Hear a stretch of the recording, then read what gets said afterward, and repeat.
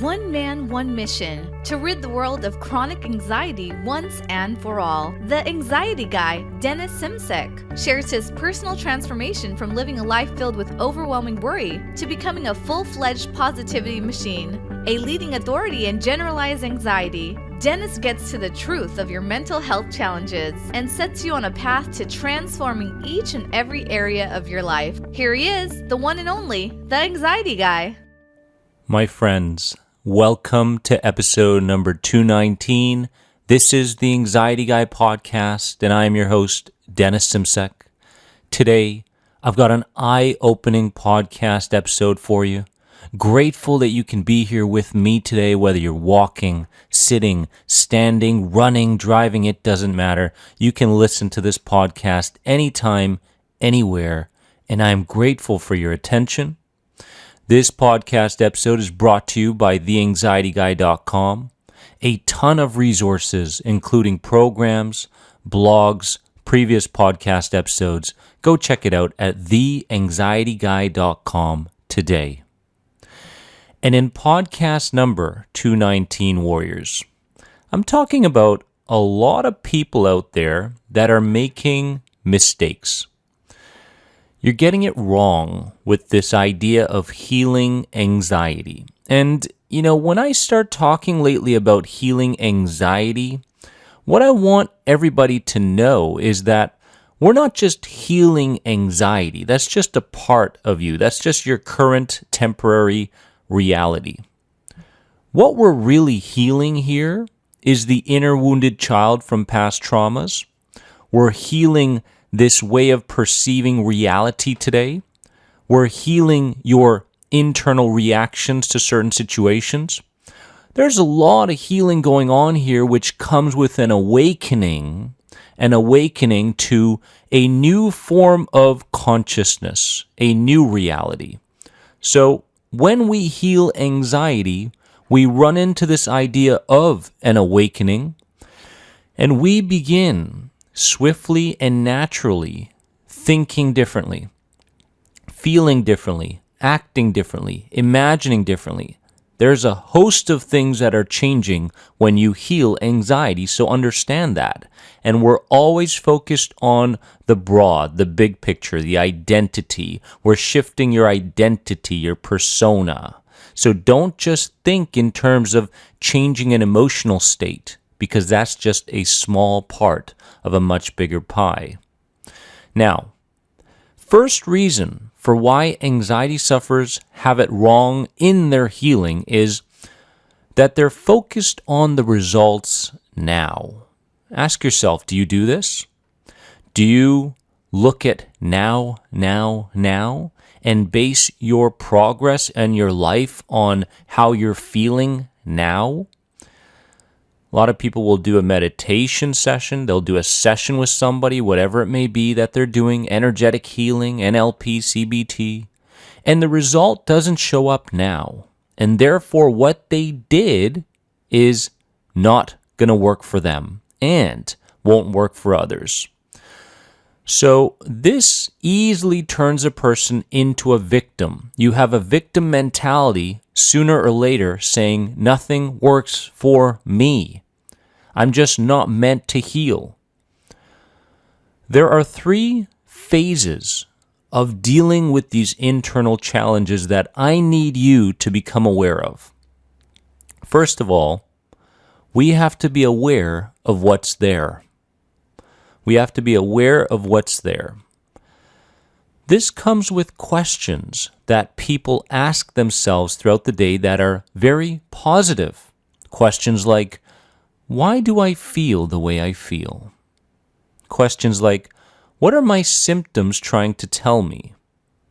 Questions like, where do I really want to go in my life? Who do I want to become? What does that identity really look like? These questions create further awareness as to why you're in this mood, because that's what anxiety is. It's a mood. Once you're aware of these things, the next step is to release what's there, letting it go. This is the most challenging thing for a lot of anxiety sufferers out there, releasing what's there. because, again, familiarity equals safety. And that doesn't mean that something has to be positively familiar. It can be negatively familiar as well. The system has a very hard time of letting go what's been practiced the most and what came first in a person's life. Once you've released what's there, you want to replace what's there. So you replace it with something else. You just can't release something and say, I'm going to be aware, I'm going to accept what I have, and I release this out of my life. I let go of the guilt, the blame, I forgive people, whatever it may be. From then on, there must be a replacement. Okay, what's going to take its place instead? What meaning are you going to give to that situation? So the idea is to stop focusing on the results now, because you will be uncomfortable on this healing journey. I promise you that. Many times things get a lot worse before they get a lot better. And this is the natural response from a brain that is evolutionary, programmed to be negative. Understand that. The amygdala holds more than 70% of its cells in terms of negativity. It searches for things that are wrong naturally. And so if only 30% of that emotional brain is connected to what's going to go right, we have to train ourselves. We have to condition ourselves. Number 2 reason how anxiety sufferers have their healing wrong is that they believe everything they think. Do you do this? Do you believe everything you think? Yes. Thoughts are things. So when the focus of our attention shifts from fear to love, you're training your neocortex, your thinking brain. When you can get your thinking brain more involved in a situation that makes you feel anxious, now you're healing. But believing everything that you think doesn't allow the thinking brain to show up. All you're doing is going off of what you did last and how you thought about this situation last time. That's it. We don't want that. We don't want to believe everything that we think, because we get a ton of thoughts throughout the day. It's kind of like having a 2-year-old, right? You have a 2-year-old, the 2-year-old screaming, yelling, pooping, running around, going into environment situations that may be dangerous for them, whatever it may be. And you're constantly bringing that 2-year-old back and back and back into where they should be, how they should respond, and so forth. It's like that. It's like training your 2-year-old, right? Ooh, that's wrong, right? We can't be playing with those things. It's dangerous. Very, very similar.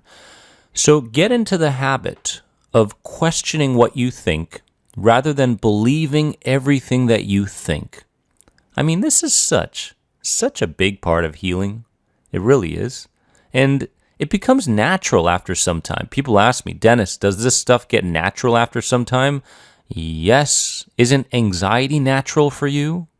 Right? And if anxiety can be natural for you, isn't it great that you have the similar attitude skill sets that you can use in an opposing manner and get some positive results instead? You are so much more capable than you think and that you give yourself credit for. I can guarantee that. Number 3, you react. Every time you react. You react every time you react. Understand this, warrior.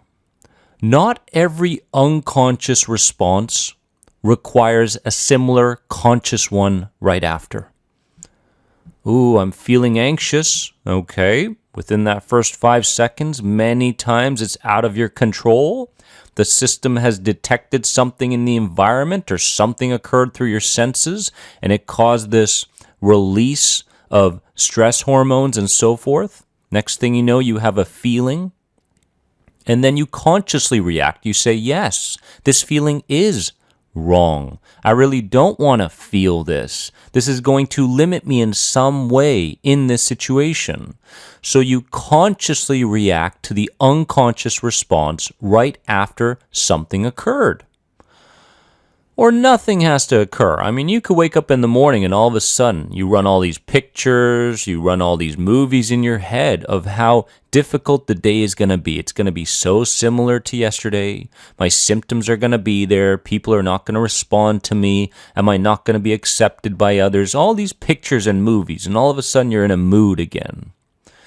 So instead of consciously responding to your unconscious, anxious response that's very much out of your control, why not consciously respond to the unconscious response? This is where healing happens, because this is where the snowball begins to get bigger and bigger and bigger in a positive tense. Number 4. is you are hypnotizing yourself daily, mentally, verbally, and imaginatively into thinking recovery is impossible, that you're not capable, and that your problems are worse than anyone else's. You find this in the chats and the forums and the groups today. I'm having this moment. I'm going through this part of my life, and it is worse than your experience. Nothing could be worse than this. And so the more we speak in these terms and the more we hypnotize ourselves to believe these things, the worse things get. Anxiety is a hypnotic state in which a person has programmed themselves to see themselves and their reality a certain way. A hypnotic state.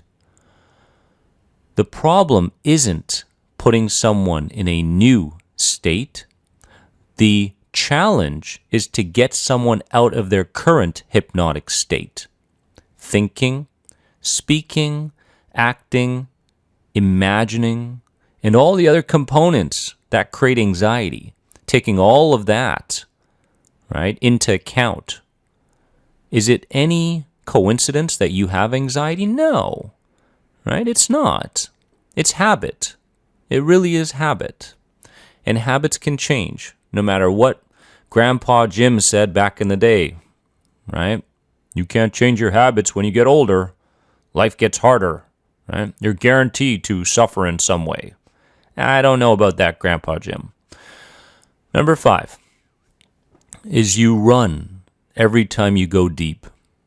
New ideas show up, new actions, new feelings, new perceptions, a new friend, a new job, a new level of income. A new reality scares you, even if it's overall better for you, because change equals something bad. Warrior, depth must be made friends with and explored daily. You know that vulnerable feeling that you get when you start to embark on something new? Yeah, spend more time there, okay? I would prefer that you consciously went into a vulnerable state each and every day through challenging yourself daily, rather than unconsciously being in a vulnerable state and being a victim to your feelings.